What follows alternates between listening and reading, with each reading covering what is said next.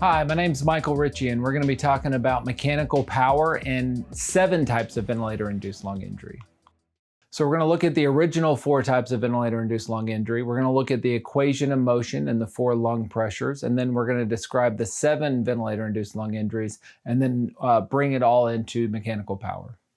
Looking at the start of ventilator-induced lung injury is where we typically look at it from ARDS. That's typically where things have happened with it, just because you have sick lungs, and so people really wanted to do lung protective strategies, kind of avoid any injuries from the lungs. So a brief look at ARDS pathophysiology. The main idea is there's just like stuff that gets into the alveoli. There's inflammation that gets in between the alveoli and the capillaries. So it's very difficult to get air in, and it's very difficult to get air across or get oxygen across into the blood and get carbon dioxide out. And so another thing we look at from imaging on ARDS is that it's bilateral, but it's also very heterogeneous. It can be in the upper lobes, or it can be less gravity dependent. It can be all over the place. In terms of diagnosis, whenever we diagnose ARDS, we use the Berlin definition, and that looks at timing. So within 1 week of a known clinical insult. It also has to deal with chest imaging, so bilateral infiltrates. The origin of the edema, so it cannot be related to cardiac, and it can't be related to just volume overload.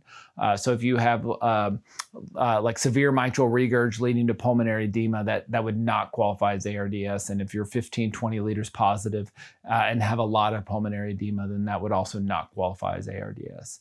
And then in terms of delineating the different severities of it, we have mild, moderate, and severe. So mild would be 200 to 300, moderate being 100 to 200, and then severe being less than 100. The first trial that really came out was the ARMA trial, which would be the low tidal volume. And this is where we compared normal tidal volumes, which back then was like 10 to 12 milliliters per kilogram, versus going down to like 6 milliliters per kilogram. So whenever they looked at the lower tidal volumes, the 6 mLs per kg, they found a mortality benefit whenever they showed it. And so it became the thing that we now did, was that we now targeted a lower tidal volume. We now targeted 6 mLs per kg of ideal body weight. And then that came to form ARDSNet. So ARDSNet kind of told us, hey, whenever we're dealing with ARDS, these are the strategies that we need to employ in order to reduce ventilator-induced lung injury. So we have the inclusion criteria for ARDS, which is going to be your PF ratio less than 300, bilateral infiltrates, no clinical evidence of left atrial hypertension, which basically says no cardiac origin. And then what you want to do is you want to set up to say we're going to do the lower mLs per kg, so 6 mLs per kg, and then you have a low PEEP and a high PEEP strategy. And then it just says, well, your ultimate goal would be to have a plateau pressure less than 30. If your plateau pressure is higher than 30, then you need to go down to 5 mLs per kg or 4 mLs per kg. And then they talked about the 4 ventilator-induced lung injuries. So there's barotrauma. So that's trauma due to changes in air pressure in the enclosed cavities, which was described in 1973. Volutrauma, which was just due to overdistension of normal alveoli, which was described in 1988.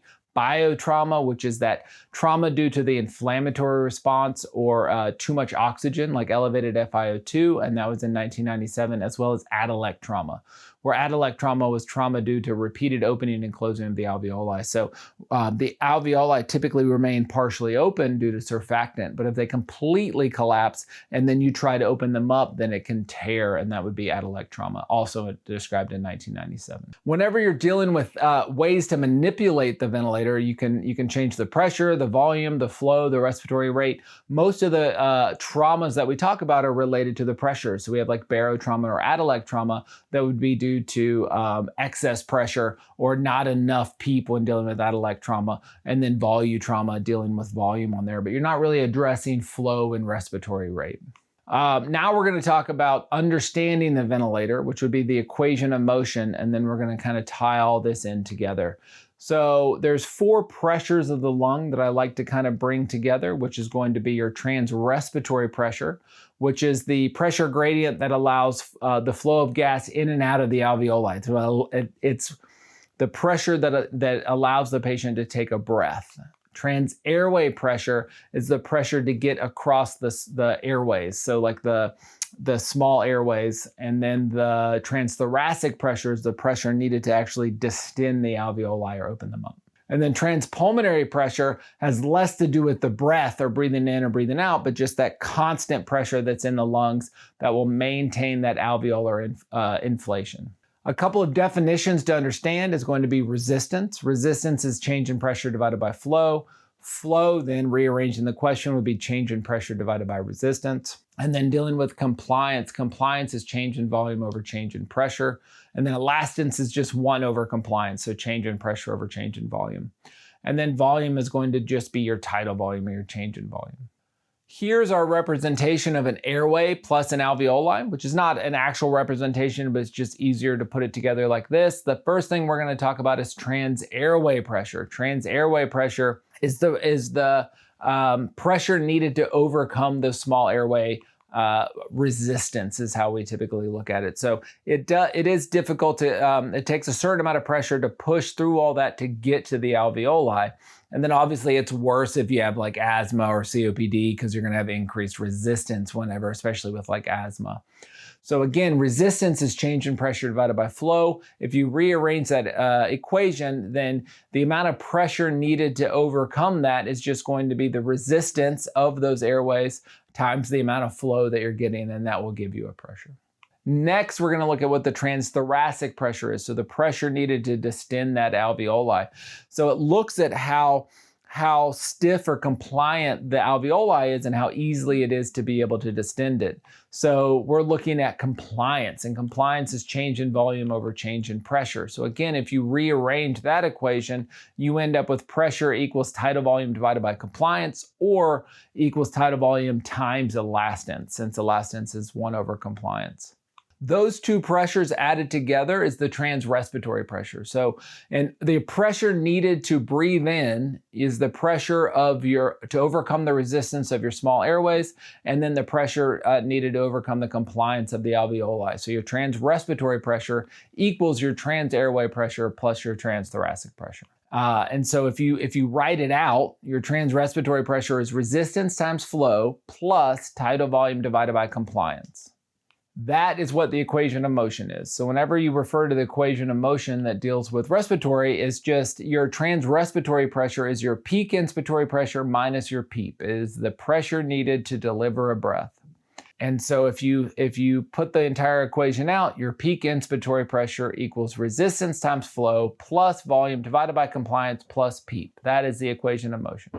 And that actually works really well, because if you do an inspiratory hold, then you have no flow during that inspiratory hold, and you end up with that being 0. So anytime your flow is 0, times the resistance is 0. So you're just left with volume divided by compliance. And so that's plateau. So your plateau pressure is what you get whenever you do an inspiratory flow, because you have 0 flow. Here is a representation of a pressure scalar, so pressure over time. This would be in a volume mode because your pressure is variable. We included the inspiratory hold just because it's easier to visualize, although there wouldn't normally be an inspiratory hold with normal breaths. But if you look at this pressure over time, if you want to show what part of this pressure deals with overcoming the airway and what part does overcoming the compliance of the alveoli, then this part is the resistive work. It's the pressure needed to overcome that resistance of the airways. And this part of the curve is what is the pressure needed to overcome the elastic work or the compliance of the alveoli itself. So this is the equation of motion. Your peak pressure has to overcome your resistance, has to overcome your elastic work, and that's how you're able to deliver a breath. Now, you can use this where you can say, does this person have if they have high transrespiratory pressures, is the high transrespiratory pressure due to high transairway pressure, or is it due to high transthoracic pressure? So if you do an inspiratory hold, then you'll be able to tell this. So again, whenever you do an inspiratory hold, you're going to have a flow of 0, and you're going to be able to kind of separate out your resistive work from your elastic work. That's why we included the inspiratory hold. So if you have a high peak pressure, but a low plateau pressure, then you have high resistive work. You can see there's a lot more resistance. So if you have an asthma exacerbation, you have a lot of resistance getting through that airways, and you're going to end up with high resistive work. On the other hand, if you do an inspiratory hold and you have a high plateau, then you actually have high elastic work. You have decreased compliance. And whenever you're dealing with decreased compliance, you're thinking about like ARDS and other alveolar diseases, because that's the part where you're seeing the elevated pressures. So transrespiratory pressure is the pressure gradient that is to take a breath, which is just transairway pressure plus transthoracic pressure. And then the last one to talk about would be the transpulmonary pressure, or the pressure gradient needed to maintain alveolar inflation. So just to go over the transrespiratory pressure and equation of motion, peak pressure equals resistance times flow plus volume divided by compliance plus PEEP. A normal static compliance is about 60 to 100, and a normal dynamic compliance is about 50 to 80. Once you're intubated, it's going to drop a little bit. If you have a compliance of 30 or greater when you're intubated, you're probably good to start really working towards getting extubated, versus as it starts being less than 30, there's definitely something going on. And if it's less than 15 is really where you need to start thinking about like ARDS and some significant issues. And then resistance, normal is going to be less than 15. So as you get higher and higher resistance, that's where you're going to end up with these elevated transairway pressures. Let's look at some new concepts in ARDS. So new concepts are going to be, we're going to help deal with the 3 new types of ventilator-induced lung injury. The first one we're going to talk about is chronotrauma. So chronotrauma was first described in 2000, and it's just the idea that if you're delivering positive pressure, if you have 2 patients with the exact same vent settings, but someone's getting 15 positive pressure breaths a minute and the other one's getting 30 positive pressure breaths a minute, the one that's getting 30 positive pressure breaths a minute is just going to have more damage because it's just more positive pressure over and over again versus the one that's 15. So the more that you give, the more that it's going to cause damage. And in that study, it showed that having these high rates actually led to worsening pulmonary edema and perivascular hemorrhage. So having increased rates can lead to worsening ventilator-induced lung injury. The Greek root for time is chronos, so that's how they came up with chronotrauma. Energy trauma is the big one, and I think this is one of the biggest things that came out of ventilator-induced lung injury and ARDS, and anything that we deal with is energy trauma. It's just a huge change in how we look at the patients and how we look at the ventilator. So it was described in 2015, and it really showed how much transthoracic pressure caused ventilator-induced lung injury. So that change in pressure needed to distend the alveoli. If there was too much pressure, it caused a lot of damage to the lung. So that's the pressure needed to expand the alveoli. And it relates to compliance. And so this brings us to 2 new concepts, which is baby lung and driving pressure. Baby lung is the idea is that whenever you have ARDS or whenever you have lung disease, is that the amount of usable lung is only the size of a child's lung.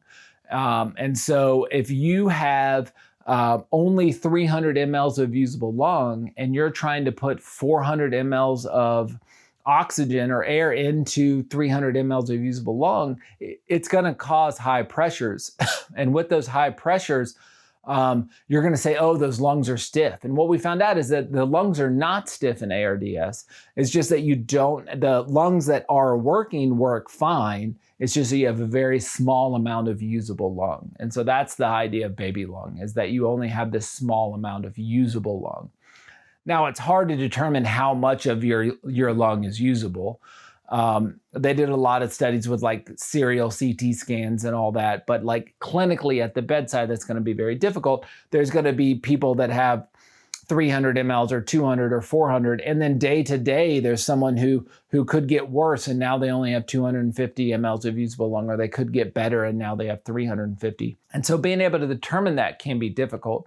And so whenever people looked at what they could do to make it better, is they said, well, maybe if we just found a safe pressure with variable volumes, that it wouldn't matter. So if you put a safe amount of pressure into the breath, and then depending on what you get out of it will make a difference. So if you put in a breath and get 300 out, then that's the amount of usable lung. If the next day you put in a breath and now it's 350, then their lungs are getting better. If you do the same breath, if you do the same amount of pressure and only get 250 back, then that means the lungs are getting worse, and they're just in terms of usable lung.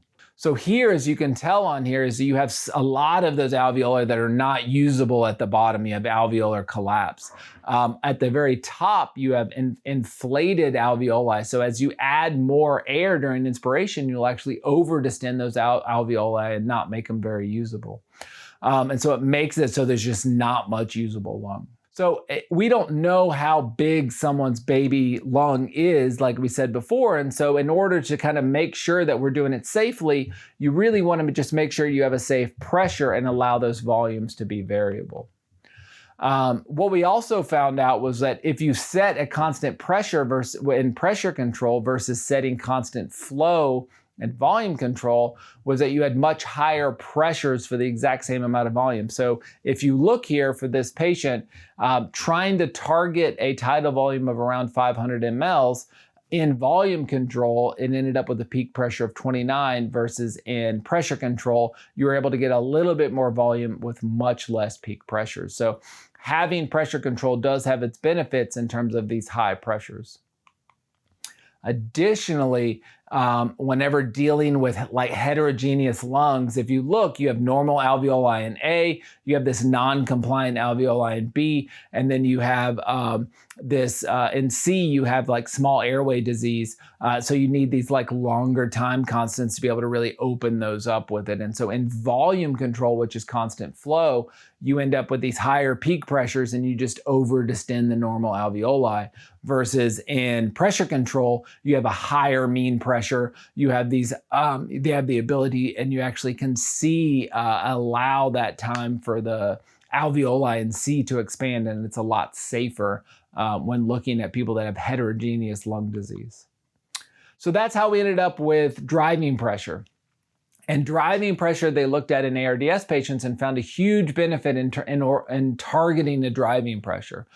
So how do we get pressure data from volume data? All the ARDS or ARDS papers back in the day were all volume control. So how do we get pressure data from volume data? Is everyone knew what tidal volume they got, and they knew what the patient's lung compliance was. And so if you take their tidal volume and divide it by static compliance is change in volume over change in pressure. So tidal volume divided by pressure, a division of a division, you flip, you cross multiply, and you end up with change in pressure. So for static compliance, change in pressure is plateau minus PEEP. So driving pressure is your plateau minus your PEEP. So that's whenever we refer to driving pressure, we're dealing with what is the transthoracic pressure, the pressure needed to distend the alveoli.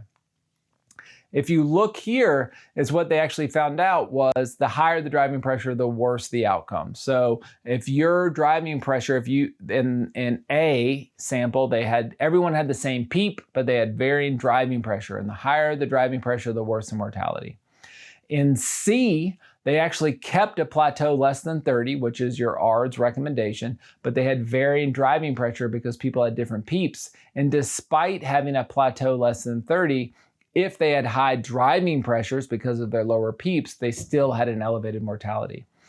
And then in sampling B, if you had the driving pressure, you were actually able to, if you kept it the same as you went across, whereas it had the exact same transthoracic pressure going across, the mortality was the same, even if the plateau went above 30.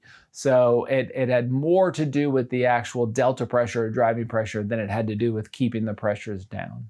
The magic number for this is going to be a driving pressure of 15 or less. So if you can keep your driving pressure of 15 or less, you're going to have significantly better outcomes. So this is a target that really needs to be focused on. And they've looked at cardiac surgery patients and thoracic surgery patients and multiple other patients and found that it's not just in ARDS patients, that if you can target a driving pressure of 15 or less, they're going to do significantly better. How do you optimize somebody's driving pressure? So you can optimizing it by making sure that you get them on the best part of their compliance curve. So this is a pressure volume loop. And if you look, if you look at compliance, it's change in volume over change in pressure. So if you look on the lower part of it, you have a whole bunch of pressure with very little change in volume. So you have very low compliance, versus once you get above that lower inflection point, your compliance is significantly better. And then if you keep going up, you'll eventually hit the upper inflection point, and then the compliance will get poor again. So you really want to keep it in that sweet spot to be right above the lower inflection point.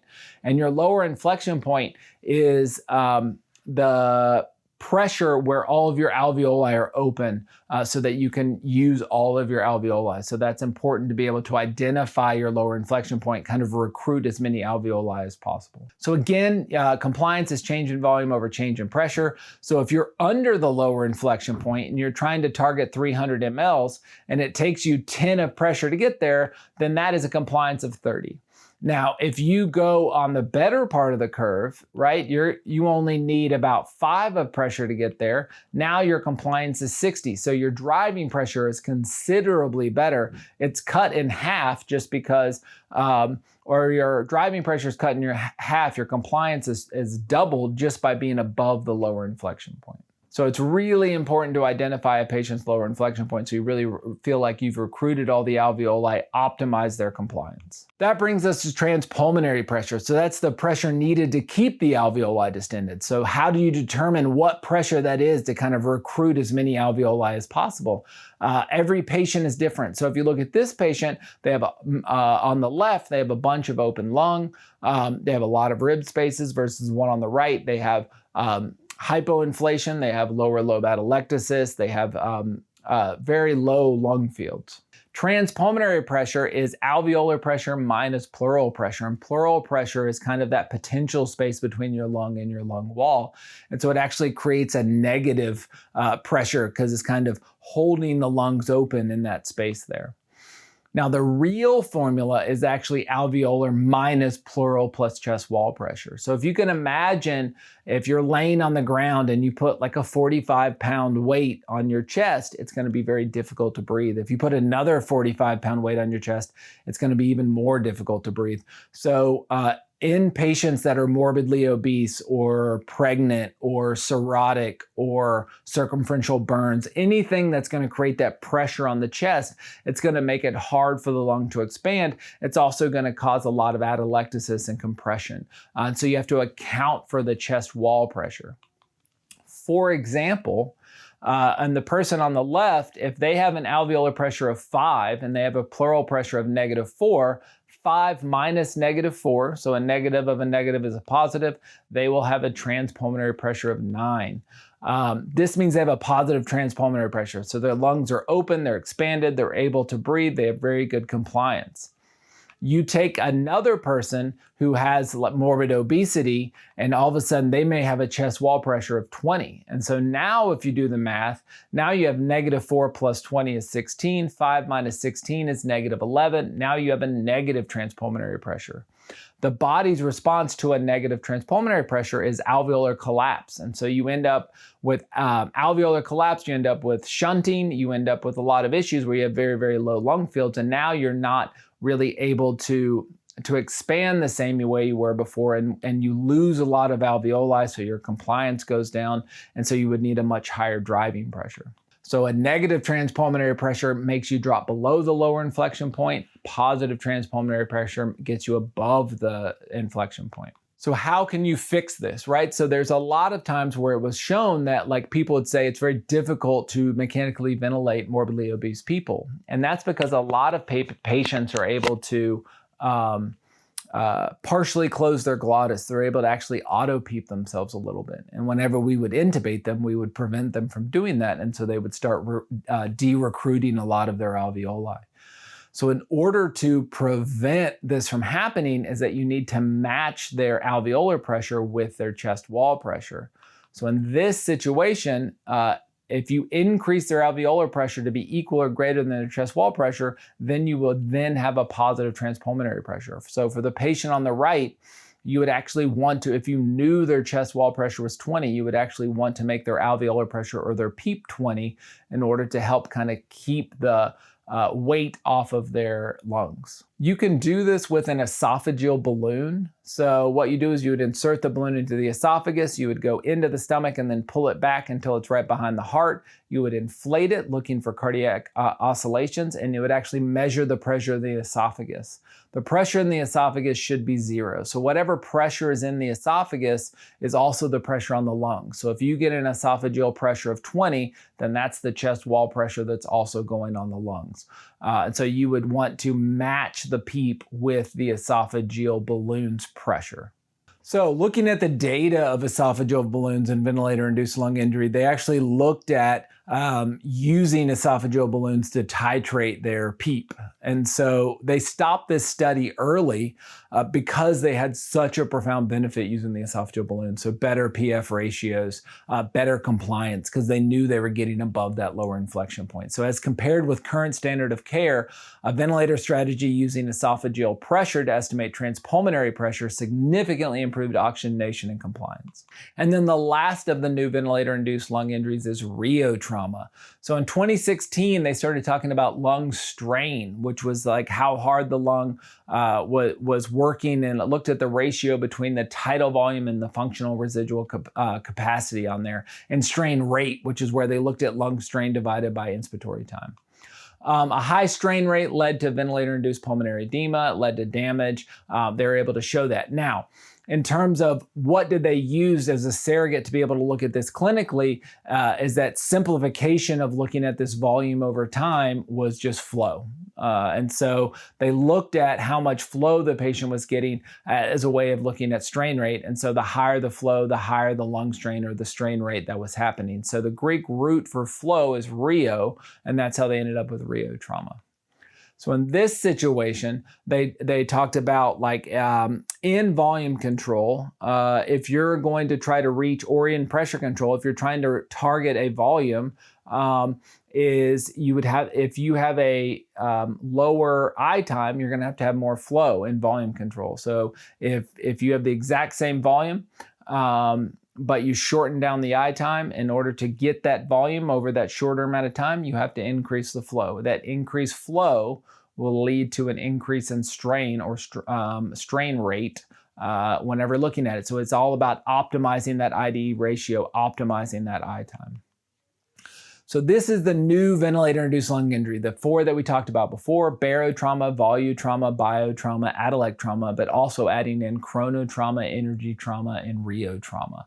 And so that gives us our 7 kind of ventilator-induced lung injuries. The reason that we went over the equation of motion, the reason that we talked about the 7 ventilator-induced lung injuries, is that actually really nicely all comes together in one formula, which is mechanical power. And so mechanical power has become a big deal when looking at the damage that is being caused to the lungs.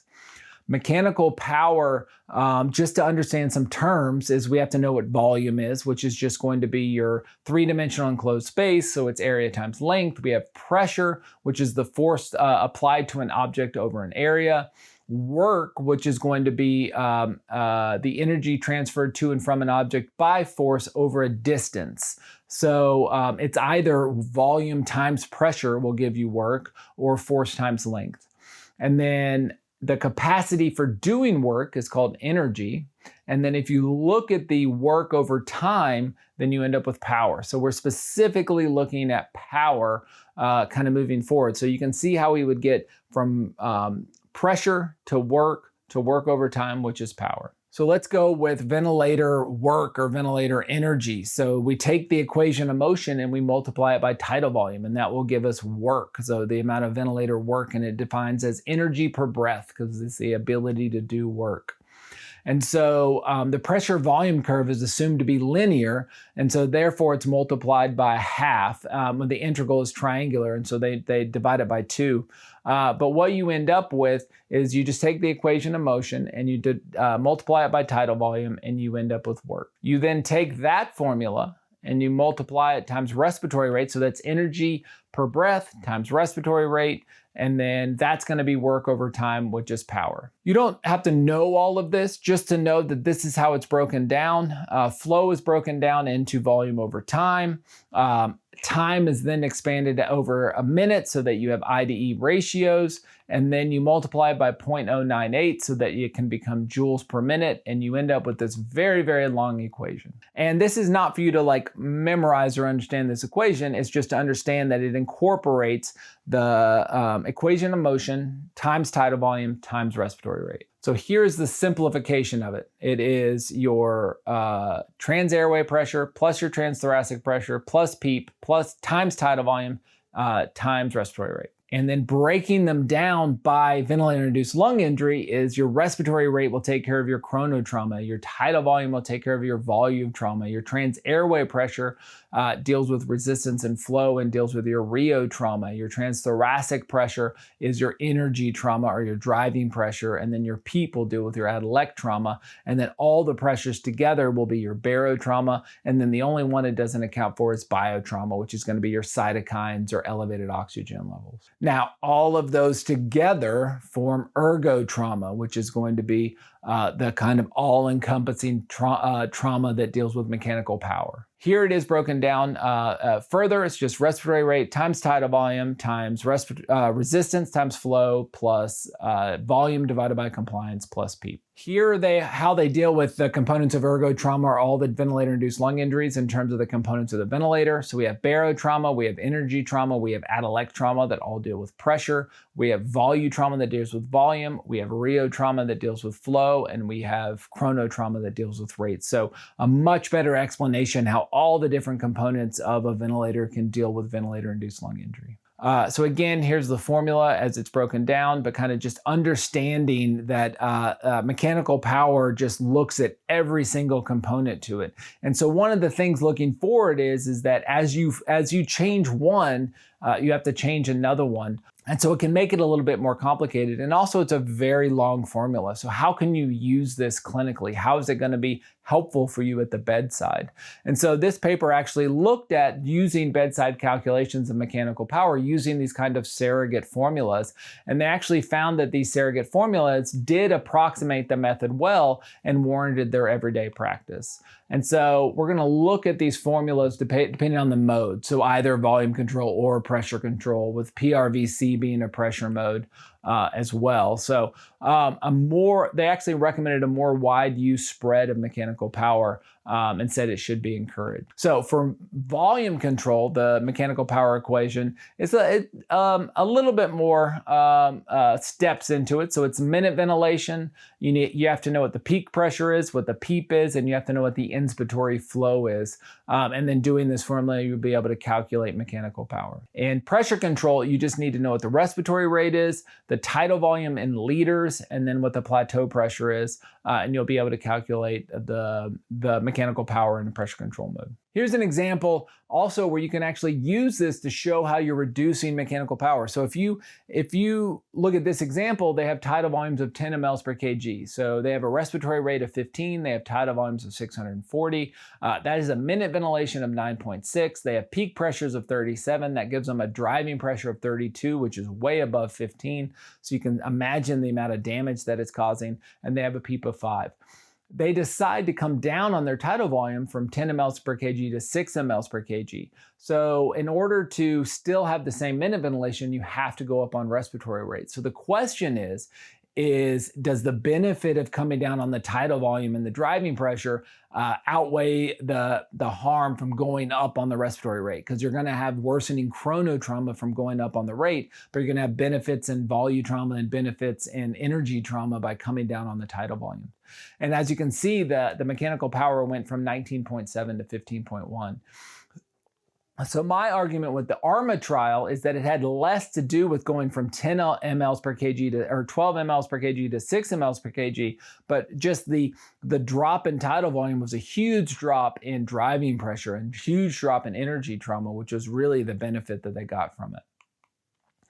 So what's the data behind mechanical power? So there's been a decent amount of studies that have been coming in since 2016 looking at mechanical power, trying to decide where that kind of flexion point is that says like, this is the target of what you want to be below. So people have looked at 12 joules per minute, people have looked at 17 joules per minute, people have looked at 22 joules per minute.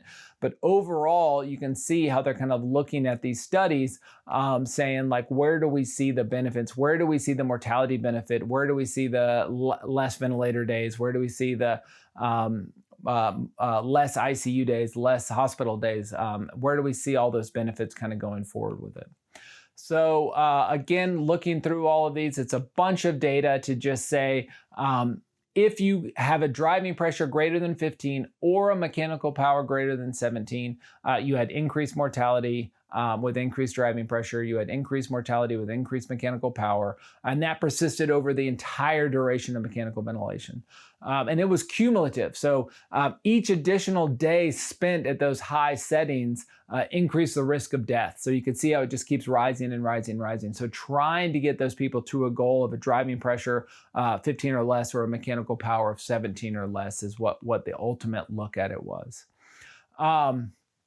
And then looking at it in VV ECMO, we can see these profound differences. So the benefit of ECMO is by being able to support the patient, you can turn down your ventilator to these ultra lung protective ventilation, so these super, super low settings, so that you're just doing minimal amount to the patient in terms of the ventilator. So if you looked, they were able to decrease mechanical power from 26 down to 6 by cannulating these people. So that's where you're going to get the benefit, is you're taking away all this ventilator-induced lung injury by being able to turn it down. So you really want those lung protective strategies, those lung rest settings. And people have different lung rest settings. They were different for the EOLIA trial versus different for the Caesar trial, but the overall thing for it was turn it down super, super low so that you have this benefit of being able to have that as low as possible when it comes to mechanical power.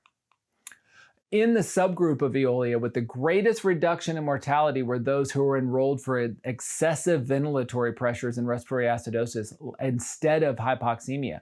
So I think it's really time that we should start thinking about changing the way that we consider ECMO. So a lot of times what happens is that we turn our ventilator up, and so the pH will be somewhat normal. You can be like, well, the pH is 7.3, so that's not that bad. But if you look, you're doing driving pressures of 20, 25, you have these super high respiratory rates, you have a very, very high mechanical power, so you're causing a lot of damage to these people. Whereas if you can drop that driving pressure down to 15, drop that mechanical power down to 17 or less, you could really see just how sick that person actually was. So goals for mechanical power, we looked at all these different studies, and like I said before, try to get your mechanical power less than 17. That's the ultimate goal, to try to minimize ventilator-induced lung injury. The best management to reduce mechanical power, optimize compliance. Spend some time to try to get that PEEP to get above the lower inflection point so you can really get it on the good part of the pressure volume loop and have the best compliance. Driving pressure and PEEP are just so important. Really try to optimize it so you can lower the driving pressure as much as possible. Here's the goals of ventilator-induced lung injury in terms of traumas. So try to get your plateau less than 30, 4 to 6 mLs per kg of ideal body weight. Try to have your FiO2 less than or equal to 50%. Ensure your PEEP is above the lower inflection point. Try to get your respiratory rate as low as tolerated. Keep your driving pressure 15 or less, and then optimize your IDE or I time to reduce flow. A priority list, in my opinion, is energy trauma should be first. Try to get your driving pressure down less than 15. You can use this along with trying to get your PEEP above the lower inflection point, which will improve compliance.